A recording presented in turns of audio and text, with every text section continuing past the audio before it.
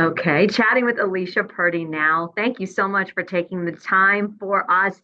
As you know, and for our viewers, we just want to pass along that the 109th Assembly District represents the city of Albany, surrounding neighborhoods, Slingerlands, New Scotland, Guilderland, Altamont, Voorheesville. And this is an open seat, as you well know. I know you ran for Albany mayor in 2021 and also ran for this assembly seat in 2022 against Assemblywoman Pat Fahey, but then had to step away for personal reasons. So, why is this Yes. the right time for you, Alicia, to run for this seat? So after I ran for mayor in 2021, something I've always wanted to do was run for public office. And running for mayor was a tremendous endeavor. It took a lot out of me and it taught me so much. A lot of my journalism career has been in politics, actually, has been covering government contracts and legislation. And even I started my career in the New York State Assembly in the press corps. And so it's been something I've always been really interested in. When I ran for mayor, the lessons that I learned about getting involved and then people's responses to new ideas or a different face, it taught me so much about shifting the approach. So in 2022, I did quietly step off the line. Yeah. Unfortunately, that was the year that Pat Fahey's son died, and it felt like the wrong season of life. It just felt wrong to me in my heart. And so I backed away. Um, I never did any interviews. I didn't campaign at all, nothing. And I got 10,000 votes. And I thought, well, obviously, there are people out there that are interested in some kind of change. So I actually had sworn off running for office again. But then when I saw the seat was open, my feeling was in New York State, we often don't have a choice. I mean, the honest truth is that Republicans, especially, are sort of outnumbered about 6-1 in the state. And I thought, since it's opened, I think it shouldn't go unchallenged. Someone should step up. And I had covered so much ground when I ran for mayor that I thought that could be me. I'm willing to try one more time and see if those 10,000 votes where I didn't even do anything. Well, what if I did something? Let's see what could happen here because we might be able to flip the seat to put a common sense New Yorker who's kind of an everyday person in the seat to represent other common sense New Yorkers. And with Assemblyman Fahey now pursuing a state Senate seat, she was in this position, as you know, for 12 years. Very possible that she may have been reelected had she decided to continue to run for an assembly seat.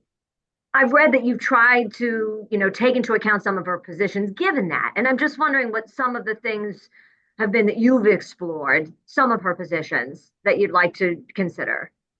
Well, so she and I are quite different on the level to which we would approach environmental issues. But I care very much about, I would call it, instead of using the buzzwords of like climate change and all the green things everyone's doing. I like to use the word earth stewardship. I like that phrase a lot because we have personal responsibility in how we steward the treasures we have in the earth. And so I think some of her green ideas are worth exploring, but with guardrails on them and to make sure that they are sustainable for the everyday New Yorker, because we just had a 39% increase in our energy bill. And for me, I'm just a regular household, and that's a 39% deduction on my grocery bill, for example. And Mm-hmm. so those are not sustainable. And we have these, she's a big supporter of the 2019 Climate Change Act and the Heat Act that she's been pushing.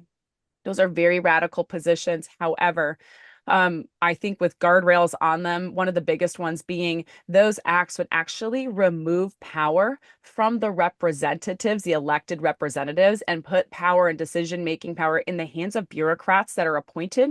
That to me is a major red flag. So with guardrails on it to say return power of representation to the elected representatives, for example, and exploring the way that we proceed and prioritize how we bring Earth stewardship to our cities in this area. I'm wide open to reducing things where it makes sense. One of those would be the Dunn landfill, for example. I know that that's been a hot topic, Oh, yes. and there's been not up until this point, not a lot of movement on addressing that. So rather than spending $50,000 per school bus, for example, to convert over to electric, let's address the house that's on fire right now, for example, the Dunn landfill, and take care of that. So not everything, I don't disagree with everything she's ever done. I think picking it up, and that's a major one. I know she is really in favor of lots of earth approaches. I'm happy to explore those where they make sense for the everyday New Yorker. They're fiscally sustainable for the everyday New Yorker, and they create an actual impact. And as a representative of the 109th Assembly District, Yeah. I'd want them to make a positive impact right here at home. So speak to me a little bit more about the Dunn landfill, what you would like to see happen ultimately here, because you said that's kind of the house on fire right now. Shut it down. Really? So what we've had people complaining about asthma. We've had people complaining about physical issues. It's over by a school. Unfortunately, one of the biggest complaints I've heard from constituents and other politicians that are kind of more centrist to right leaning is that it hasn't been addressed in favor of other things. Making sure that it's shut down, it's removed, it needs to be moved to somewhere else. It needs to be, it's time for that thing to go. And part of the reason it hasn't yet, and it's affecting so many people, is that it has not had broad Democrat support, which is so confusing to me, especially considering the high priority they place on addressing climate. Well, people are affected by the climate they live in, of course, and the position of the Dunn landfill is in the worst spot possible. What those solutions look like in the future, when I ran for mayor, I had some ideas, even though that wasn't my wheelhouse specifically. It was something I had to explore because I was looking at things like Rapp Road in the city of Albany. And there were lots of good ideas, and it would be worth revisiting the ideas that came to me at that time that people were presenting. People think about these things. They do. They wrestle with them. They're creative thinkers and they have ideas, but really nobody's listening. And I hope that that's a change that people will see in me, that I am really somebody who loves people. I love interacting with people. I like to hear from people. I think people have great ideas, especially the ones that are most affected. I'm not impacted by that. And there are people who are. And so Yeah. I would love to hear from them. That's Scott Bendett's territory. And I would love to hear what he's been working on over there as well. So aside from environmental issues, you said, running for mayor, you were exposed to so much. What do you think are some of the most pressing issues facing constituents in the 109th Assembly District that you want to see addressed? So not even, it's not even about me, really hearing from constituents, and I do live in the city of Albany. Um, Number one, it begins and ends with safety, public safety, 100%. I live in the neighborhood, in the exact neighborhood where a man was just mauled to death by Oh, dogs. dog attack. That was near my home. I ride my bike down that street with my children. I Mm. walk at night oftentimes because I like to walk. I'm a runner. And we have actually heard those dogs barking day and night, only to find out there's 24 of them. The police knew that there was an issue there with dogs, that sort of thing. It's so multifaceted. I mean, it's not just more policing and it's not just taking Yeah. drugs off the street. I mean, those are unrealistic solutions in some ways because people will always have those issues. Um, but public safety in Albany is on a horrendous downward trajectory. And it has to begin and end with our public safety. You can't have peace. You can't have prosperity. You can't realize your potential if there's not public safety. So, in the assembly, one of the things I want to prioritize is our fiscal approach, $237 billion budget that we have. The priorities are way off. We have to begin and end with public safety. And we actually have laws. We actually have the potential for order here in New York State. They're not enforced. We have bail reform as a manifold and evident disaster. People are, like David Soares, losing their jobs because they're out of the rank and file on positions like that. And that's a huge problem. If we cannot hold people accountable, then what we don't have a civilized society anymore, and we're going to continue to descend and lose the things that make us great. People are afraid for their lives, and I can't even walk down the street. Why would I feel like I could start a small business down the street? Why would I feel like I would move my small family and put down roots here if I can't play around the street area? If there's 24 pit bull dogs that are gonna maul somebody who went into a yard next door, wasn't even a trespassing according to the Albany police. So it begins and ends with public safety first. I think another thing that is worth exploring is 100% it's education outcomes in the state of New York. That is a big deal, especially in Albany County, which comprises, my district is comprised completely of Albany County. I don't have any other counties in my district. And it is so substantial because just recently I heard over in Schenectady, none of the kids there passed a reading proficiency test. It's no different in Albany. It's no different in Guilderland, in Voorheesville. teachers are really struggling with outcomes. In the last 20 years, education spending has gone up 141%, and yet our outcomes are declining. So accountability for sure, looking at where the money is going and what, just like any good investment, when the state makes an investment, you would want to explore the return on that investment. And children are the return on our investment. Successfully raised children who are healthy and they're fed and they're well educated, that's not where we are right now. So those are huge priorities for me as I'm coming into the New York State Assembly, because this is what people are, they're afraid of their children's future and they're afraid of their own safety. Those are two huge priorities for me. Yeah, you talked about safety. Pardon me. Certainly, crime is an ongoing issue. Mayor Sheehan's not seeking reelection. Chief Hawkins is leaving his position as well. Another piece of this that a lot of people have been talking about is, just the crime in general. Is there anything that you feel that you can do on the state level that can change things, that can give people in the 109th, some more peace of mind? Yeah, certainly we can make impact on bail reform, 100%. That would be something that needs to move immediately, returning judicial discretion back into the hands of the judges. And I'm not even saying I'm not an extremist in anything. And so I'm not saying one side is 100% wrong and another side is 100% right. People make mistakes. It's a nuanced, every situation we're in is nuanced. Could we revisit the way that judges are taking a look at cases?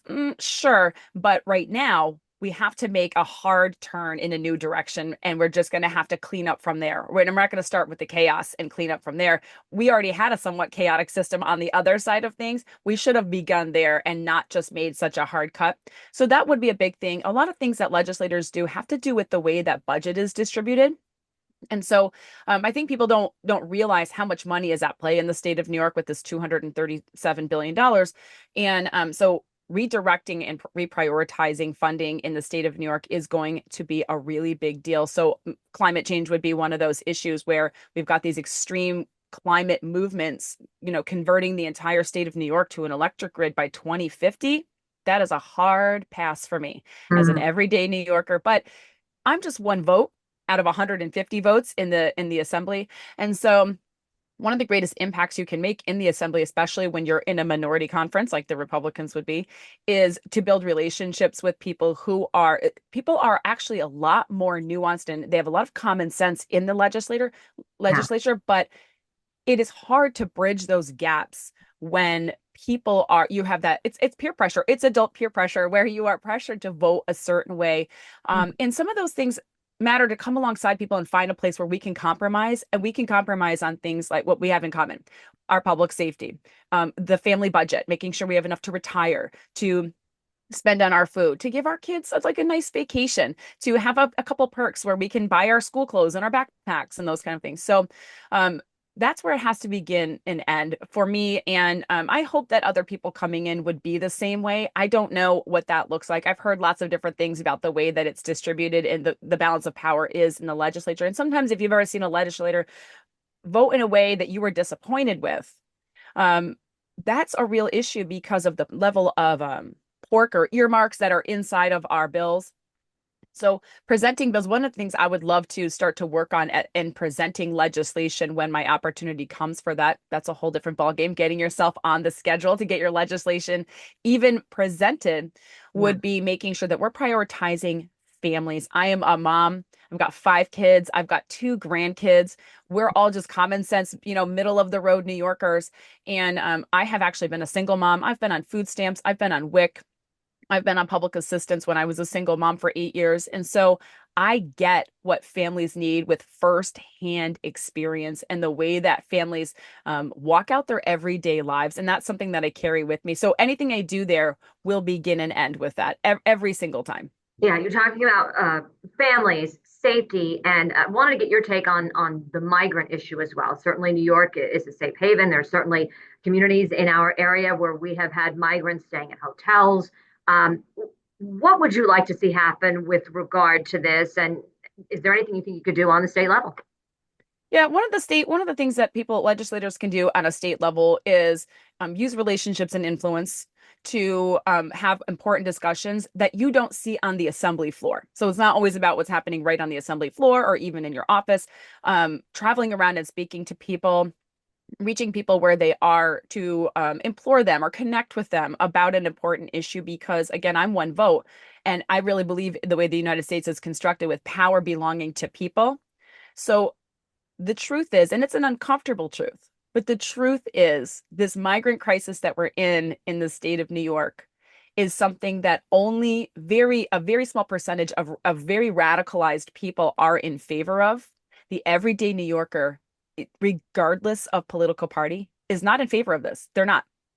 So finding those people, empowering them to speak with their voices, empowering them to perhaps find a better legislator who better represents their perspectives. Those things are things that I could do in the legislature, but also wherever the vote does come up, I will always vote in favor of New York residents. We have veterans, our honorable men and women that serve the United States with their very lives, that are laying on streets covered in newspapers, while migrants are wandering around with cash cards and brand new clothes. I am vehemently against prioritizing people that come in illegally into our state over the people who live here, people who pay taxes here, people who are just New Yorkers. I mean, even if they're not paying taxes, people who live here who are New Yorkers have to come first. We have children who are still hungry. We have adults, like I said, that are unhoused. We have people who are suffering with mental illness. And the money, what we've seen here in this, it's so funny that you use the phrase safe haven. The broader this migrant crisis has gotten, the less safe we've become. We're an unsafe haven here in the state of New York. And that's it's paramount that the migrant crisis, it doesn't have to be a crisis. We can address it, and we do have the power to do that. It's just that nobody has done it. And part of the reason is because of the pressure. There's a lot of pressure to look a certain way, and people accuse you of anything, racism, you're anti this, you're whatever. I'm not afraid of that even a little bit. My priority, I am a New Yorker. I'm a born and raised New Yorker. My priority is New York State. And if you are a New Yorker, you're at the front of the line when it comes to the way that my office will run things. You said it yourself. It's certainly a challenge ahead of you if you're fortunate enough to be elected, because you're dealing with a Democratic controlled legislature, a Democratic governor. So how do you not get discouraged and try to, move that conversation forward when sometimes it can feel like a losing battle if you're trying to address the concerns of more conservative New Yorkers, and yet it's hard to get things passed and laws enacted that can support some of those positions you mentioned. I think that education is probably the greatest starting point, because as I've been campaigning, even when I ran for mayor, I was gobsmacked at how many people didn't know what a mayor really can do. They would give me these things and say, like, well, if you're the mayor, are you going to, toss Donald Trump in jail? Well, no, I'm not. I've never met him, and I don't have that power to do that. It's the same in the legislature. Yeah. People don't understand what a legislator really does. And I think it's important to educate people on that, because, according to the Constitution, people have the right to petition their government for a redress of grievances. That's in our Constitution. I'm somebody who does lobby the New York State Assembly for things that I care about. And no one shows up. Hardly anyone shows up to these events. But if enough people did, and they were able to move the legislature and show up in a show of force, those people are out there. Our most liberal cities here in the state of New York are like New York City, surrounding areas, Albany, Buffalo, Rochester, out that way. Most of upstate New York, just statistically, is actually not blue. They're sort of purple. They're in the middle of the road human beings who just want to live and let live. And it's important to let them know, first of all, what their rights are. They should be coming. There should be open doors. In fact, I've lobbied Pat Fahey in the past. She didn't even show up to any appointments I've ever been to. And so she sent like an aide. And I understand, believe me, I do, as a candidate, especially, you are very busy. Sure. In my opinion, it's because your priorities are wrong. I don't think it's as important to cut a ribbon as it is to sit in your office and listen to someone petition you for a redress of grievances. Because really, before anything else in politics, regardless of a party, I'm actually a constitutional American, and I really believe the Constitution makes space for every human being in the United States, every citizen to move and live and have their life, liberty, and the pursuit of happiness. So, finding people in New York State is definitely a huge endeavor to empower them to use maybe a town hall, maybe regular town halls, Yeah. going to where people are. When's the last time you saw a sitting politician just travel around, pull up a chair and a microphone, and just let people, say uncomfortable things, say challenging things, talk in the theater of civil discussion? People feel like they have no voice, so they go to social media or they fight and argue or whatever that is, and that would make a huge impact in me making movements in the legislature, because other Democrat representatives would hear from their own constituents and realize they would get the pressure from their voters and Yeah. say, my voter wants this, my voter doesn't want this. I'm a representative before I am a politician with an agenda. Yeah. I'm a representative. And so anyway, that's where I would begin and end, which is reaching people. And it goes for the same thing for the elected officials. New York is not as blue as people say it is. It really isn't. It's definitely purple. Let me ask you real quick before I let you go, and thank you so much for all the time Absolutely. given. Glad to speak. Uh, Give me your thoughts on your opponent here and why you would be better for the job, because you're running against Albany Common Council member Gabriela Romero. She's representing the 6th Ward right now. Why do you think you're a better person for this seat? Oh, well, I don't know how much time we have, so I'll just give you a quick answer. The primary reason I'm going to be a much better candidate, especially sitting in office and having the kind of power that someone would have in the legislature, is because my priority is people. Now, she would say the same thing. She would say her priority is people. The biggest difference is people are the end goal for me, whereas people are the stepping stone for her to a goal she's already set for herself. And that is a monumental difference in the way that our offices would run things. And she's supported by the Working Families Party. She's supported by the Democrat Socialists of America. Those are some of the things that are destroying the U.S. economy, the economy in the state of New York. They're creating the unsafe haven that we live in here in the state of New York. And so really, she represents maybe 25% or less of the population in the state of New York, which is a very radicalized. She put in the Common Council, she had resolutions supporting a ceasefire and in support of Palestine, and in the state of New York, where we have a large Jewish population. What an insult that is, especially to our local Jewish communities, which I've heard from a lot of fear. So having me represent a much broader scope of people is going to mean that the things in New York that unite us are the things that are going to get focused on, because people are my end goal. They're not the stepping stone. They're not the things I crawl over to get where I was trying to go in the first place. Alicia, as we say with all of our candidates, we wish you the best of luck in Thank this you. election. And I can't thank you for taking so much time. Thank I you. appreciate you. Nice Thanks. to talk with you.